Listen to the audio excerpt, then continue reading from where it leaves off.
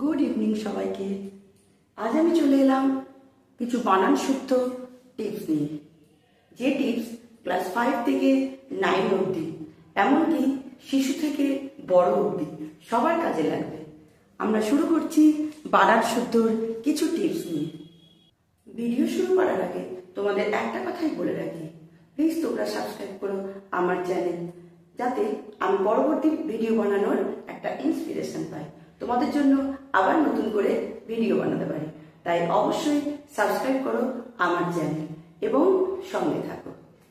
আজকের ভিডিও দন্তন্য ও মূর্ধন্যয়ের ব্যবহার, এই সমস্যা আমাদের চিরদিনের। তো আজকে আমি যে টিপস দিয়ে যাব, এই সমস্যা চিরকালের মতো দূরীভূত হবে। তো দন্তন্য ও মূর্ধন্য কখন হয়? দেখো, আমরা ট বর্গের ধ্বনিগুলো বলবো, ট, ঠ, ড, ঢ মূর্ধন্য। ত বর্গের ধ্বনিগুলো ত, থ, দ, ধ দন্তন্য। এবার সব থেকে সহজভাবে আমাদের মনে রাখার বিষয়, যখনই ট, ঠ, ড, ঢ থাকবে তখনই আমাদের হয়ে যাবে মূর্ধন্য। যখন থাকবে ত, থ, দ, ধ তখন হয়ে যাবে দন্তন্য। এবার আসা যাক নিন্দা। দেখো, নয়ের সঙ্গে কি আছে? দ। তাহলে আমাদের এখানে খুঁজতে হবে দ কোথায়। তাহলে এই যে আমরা দ পেলাম, দয়ের শেষে কি আছে? দন্তন্য। তাহলে এটা কি হবে? দয়ের সঙ্গে দন্তন্য। তাহলে এইখানে আমাদের সবসময় হবে দন্তন্য। তাহলে এটা ঠিক, মূর্ধন্যয় দয়ে ভুল। নেক্সট আসছি দন্ত। দন্তই কি আছে? দ নয় তয়ে কি আছে? ত। ত বর্গে দেখো ত, তয়ের সঙ্গে কি আছে? দন্তন্য। তাহলে এখানে কি হবে? দ দন্তন্যয় তয়ে। তাহলে এটা ঠিক, দ মূর্ধন্যয় তয়ে, এটা ভুল। আসছি মুন্ডু। ময় হস্যু মূর্ধন্যয় ডয় হস্যু, মুন্ডু আর ময় হস্যু দন্তন্যয় ডয় হস্যু।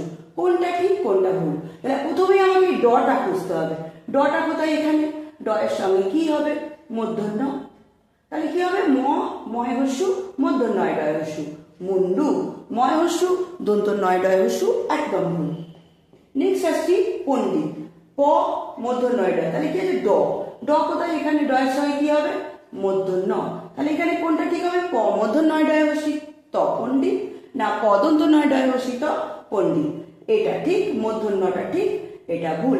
এভাবে তয়ের মাথায় হবে দন্তন্য, থয়ের মাথায় দন্তন্য, দয়ের মাথায় দন্তন্য, ধয়ের মাথায় দন্তন্য। আর ট, ঠ, ড, ঢ ঢয়ের মাথায় মূর্ধন্য, ঠয়ের মাথায় মূর্ধন্য, টয়ের মাথায় মূর্ধন্য। এইগুলোর সঙ্গে সবসময় হবে মূর্ধন্য, এইগুলোর সঙ্গে সবসময় হবে দন্তন্য। অবশ্যই মনে রাখবে।